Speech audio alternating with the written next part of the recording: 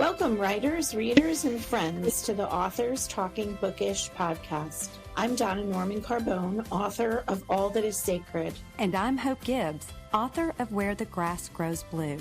We're two debut writers traditionally published by a small publishing house, bringing to you all the experiences that we as authors learn the hard way, so you don't have to. We'll give you insights from the inception of a book idea to publication and beyond. And along the way, we'll share our love of books from the writer's perspective.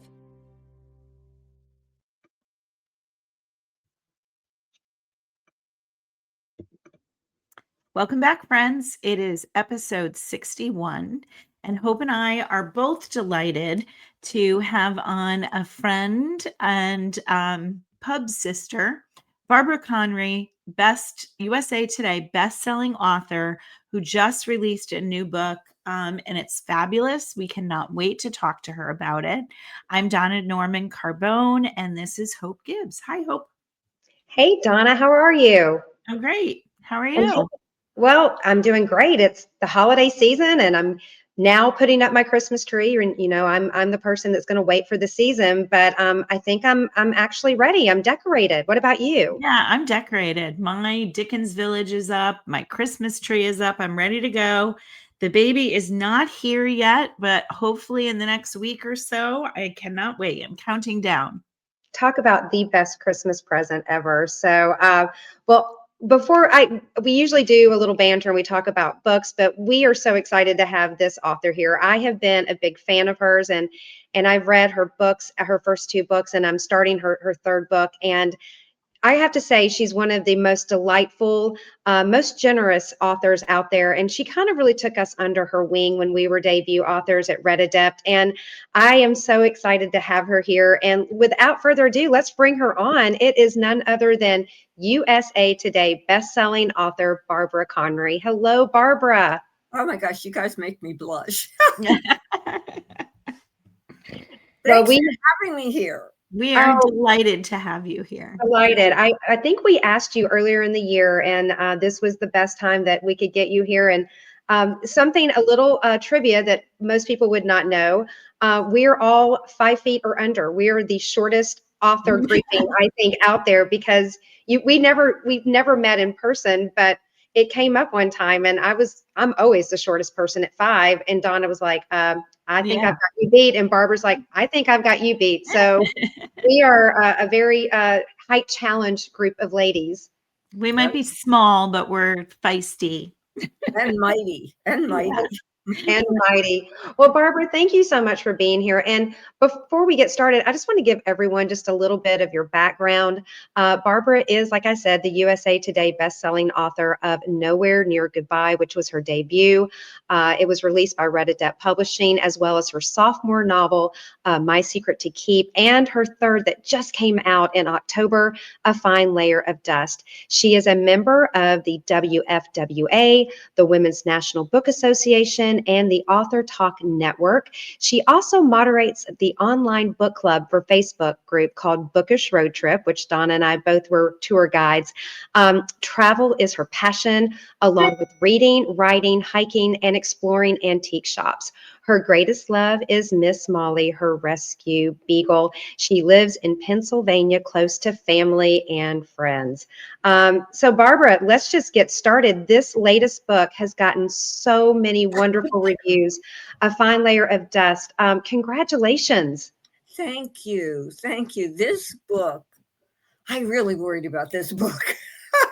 Did you ever start a story and it was going to be one way, and then the next thing you know, it turned to be totally, totally different? I was going to write this book from the female point of view, as is usually the case. And her husband just literally took this book over, and it became his book and his story.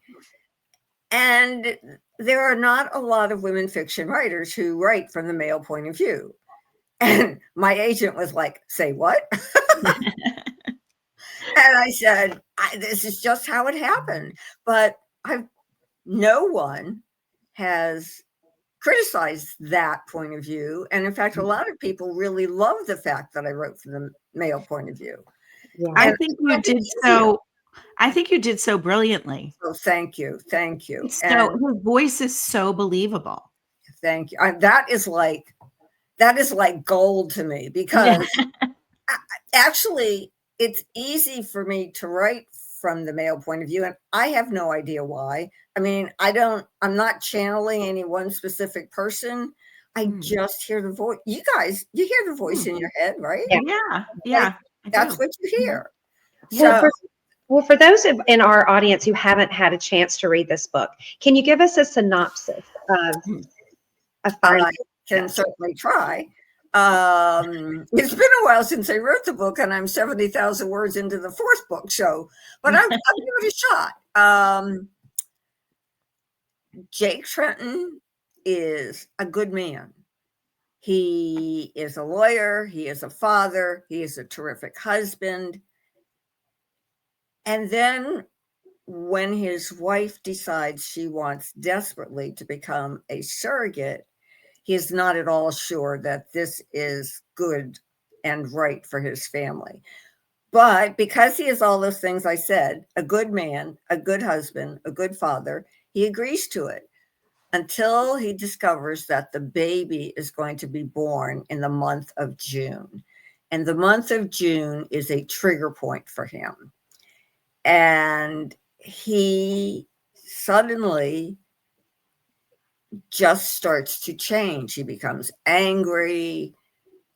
He can't relate to his wife. He can't relate to his daughter. And the more pregnant she becomes, the less attractive she becomes to him.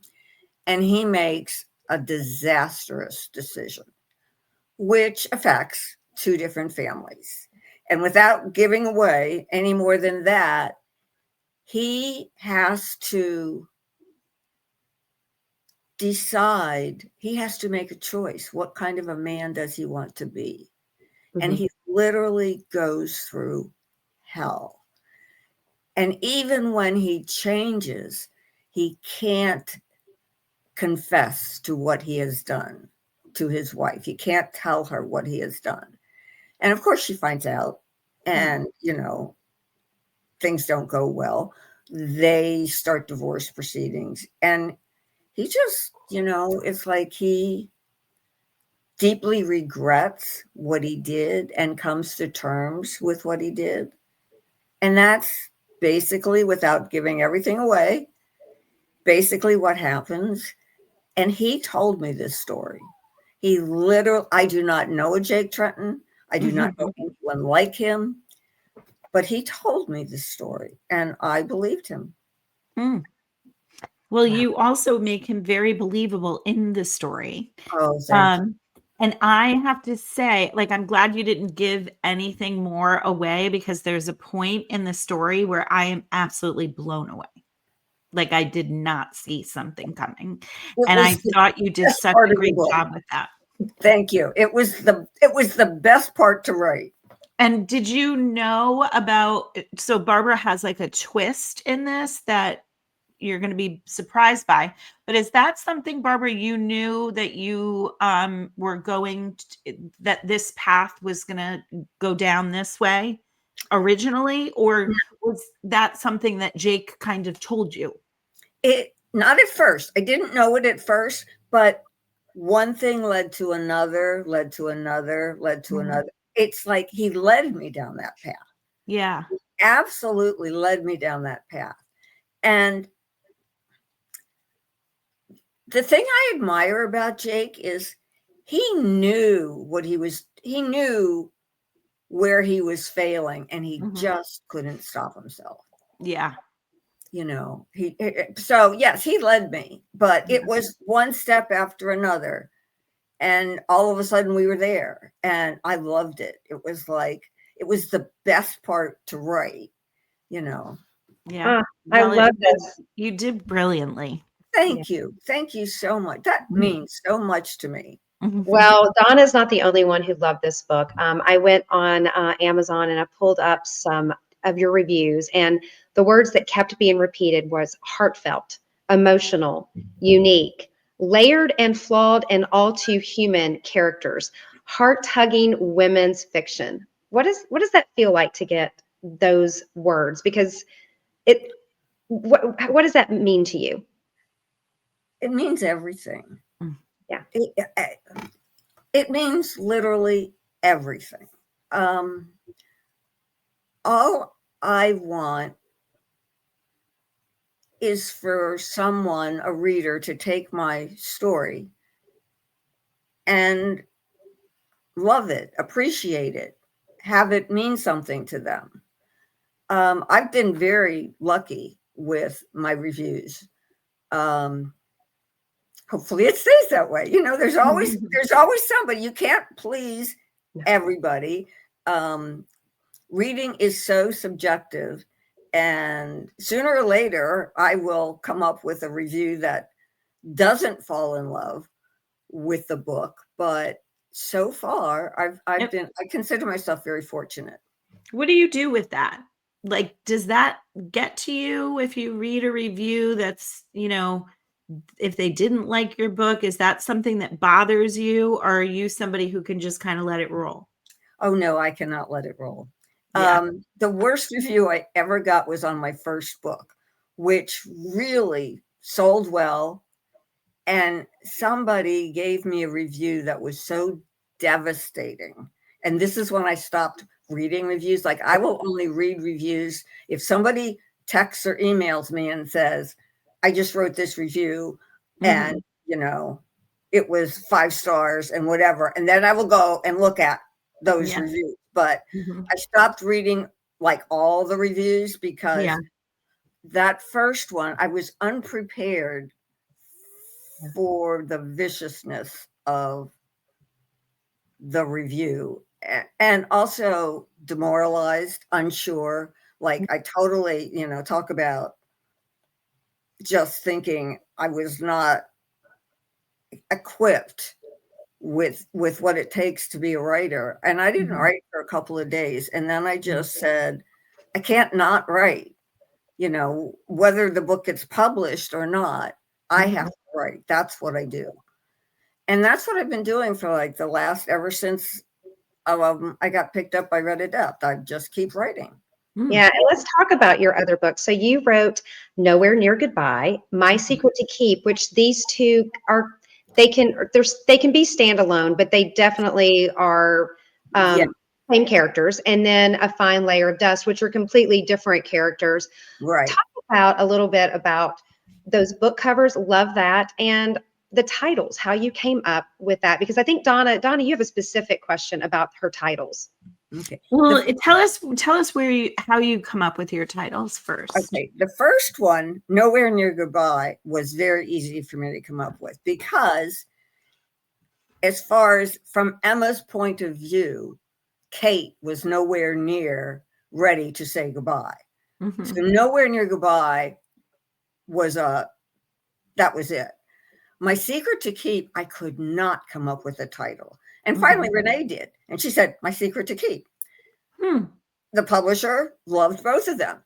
The third book, I don't even remember what title I submitted. And Lynn calls me and says, no,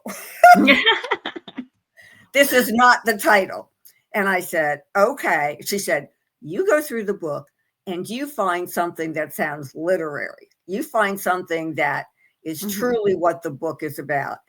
And in fact, I just completed an interview for WFWA, and they asked me what the best quote in my book was. And I said it was the one about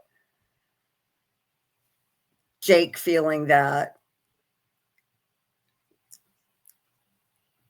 the feelings or the pressure from the adopted parents or the surrogate parents was like a fine layer of dust laying over him that he'd never be able to get rid of. And that's how, and I sent that to Lynn and she said, I love it. And I said, I've never heard you say you love anything. You know, that was my question. Terrified to, like, you know, just being able to joke with her occasionally. Because I think, if I remember correctly, I have read all three of your books. I think your titles are always embedded in a line. Always. Yeah, that's The not the only case with difference- everyone. The only difference is, and I read somewhere that's if you can't come up with a title, go through your story, which is what Lynn told me. Yeah. Although I thought I had a title, but she felt that it was too much like thriller. Yeah. Or, and she didn't want that appearance for the book. She wanted it to be women's fiction, or she wanted it to be literary, or she just didn't want it to be thriller or suspense. Right. And the first two books, the title is at nearly the very end of the book.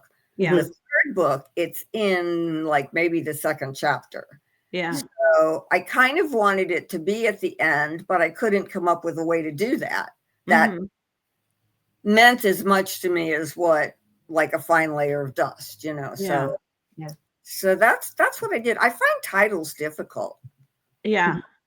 Do you usually come up with them after you write the book or before? Nowhere Near Goodbye, it was before. It Always. was like I totally knew what that book was going to be titled. The other two came after. Okay. Yeah. Huh. It's hit or miss, I think, and titles are just like covers are really important. Yeah. And it's satisfying as a reader too. I always wonder like why this title, and it's satisfying to me when I find out why. Yeah. Whether it's a line or a reason. Absolutely. I agree. And in fact, was embarrassing. I asked one author, so where did this title come from? Is it in the book? And she just said, no. I said, okay. Well, where did it come from? Oh, I don't know. And it's like she had no idea how she came up with this title. And I always want the titles to mean something to that particular book, just like I want the book cover to mean something. And in all three books, it does. Yeah. So I think Red Adept comes up with some nice covers. Oh, absolutely. Absolutely. Well, let's pivot a little bit and let's talk about your journey to being a published author, because I find that people are very curious about the process. Before I got my book deal, I had no idea what I was walking into, but listening to podcasts and listening to webinars from the WFWA, while I was still, trying to find a home for my book, it really gave me hope. So, Barbara, could you share your journey to publication? It's simple. I did everything wrong. I literally did everything. You ask Wendy Gold-Rossi, she will tell you. I retired at 64 and started writing at age 64.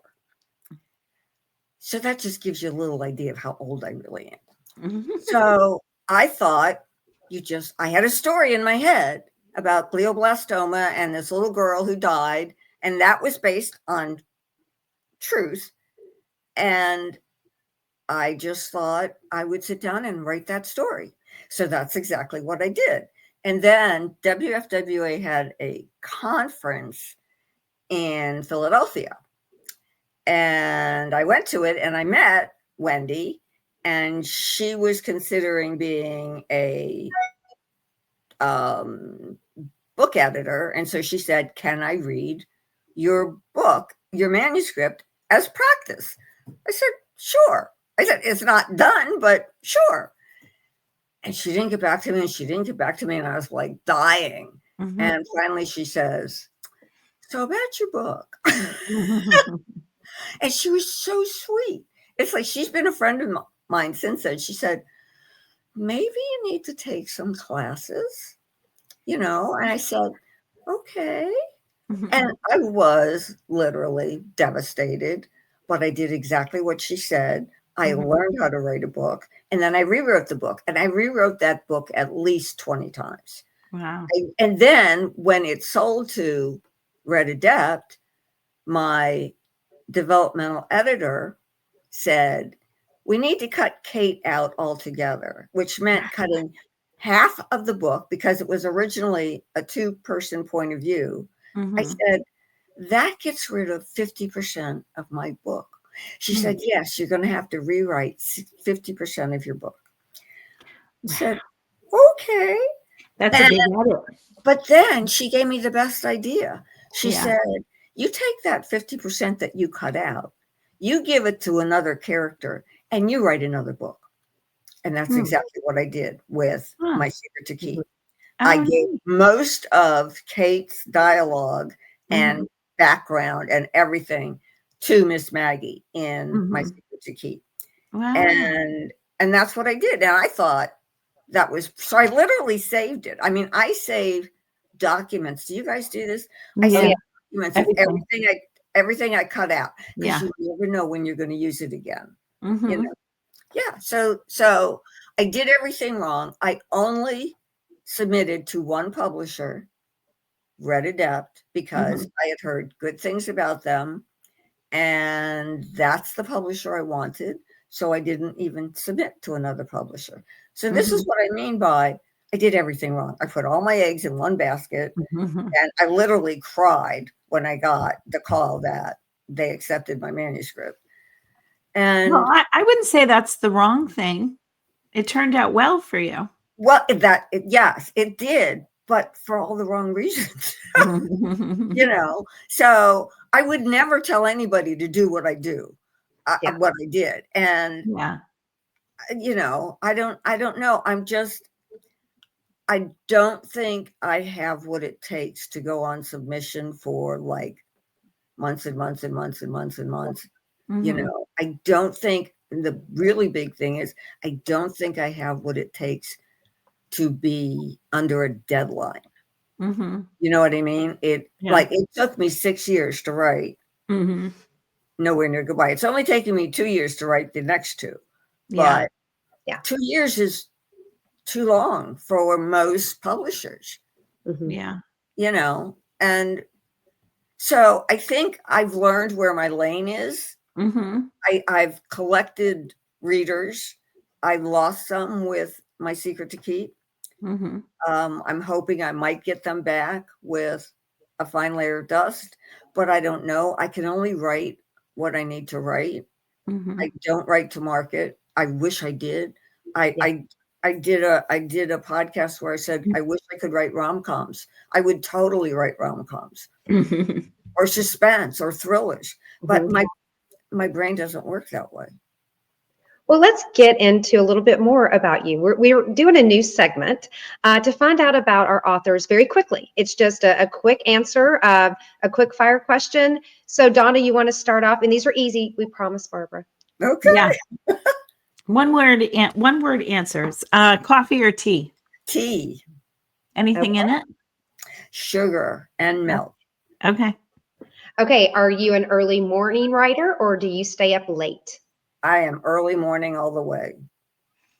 What's your favorite season for inspiration? Fall. Yes. Okay. So if your book or books, one of your books gets developed, would you rather it be a TV show or a movie? Oh, that's a tough one. I think a TV show. I think that might have more longevity. I don't know. I could be dead wrong about that. Well, they can write beyond it. Yeah. Well, that's true. That's the new model. Yes, it totally is. Favorite getaway destination? Oh, Vermont. Oh, I was just there for a wedding not long ago. It's beautiful. Yes, it is. And the Beautiful. fall, yes, it's my favorite place to be. Okay, so when you write, do you listen to music or does it have to be completely silent? Dead silence, and don't interrupt me. No matter, unless the house is burning down. I don't want you to talk to me. Okay. We have a safe word in my house. Do not disturb word. Really? Yeah, we do. We don't have those boundaries in my house. My husband just barrels right in and tells me about his day, and I'm like, oh. Yeah, they do that. My office is upstairs, and so they come bounding up, and the word is watermelon. I'm like, watermelon. I don't know how we came up with that. Okay. It works. Favorite snack while working? Speaking of watermelon. Speaking of watermelon, I would say either a cookie or a biscuit. Okay. I love that. And finally, what is the best way to unwind after a day of writing? Oh, that's so easy. A glass of wine. Always. Always. You know how if you White or red? I'm sorry. Go ahead. Do you like white or red? White. Okay.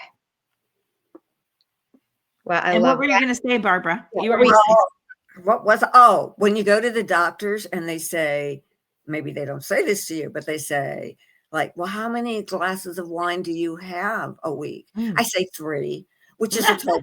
I say real. It's 7. There's 7 days in the week, but I say 3 because that sounds, well, That's respectable. Yeah, in my mind it is. There's no judging here. This is a no judge. No judging. I know, right? Well, I kind of think I was going to ask a question about what you learned the hard way, but I think you answered that question. Yeah, I learned everything the hard way, but that's my whole life.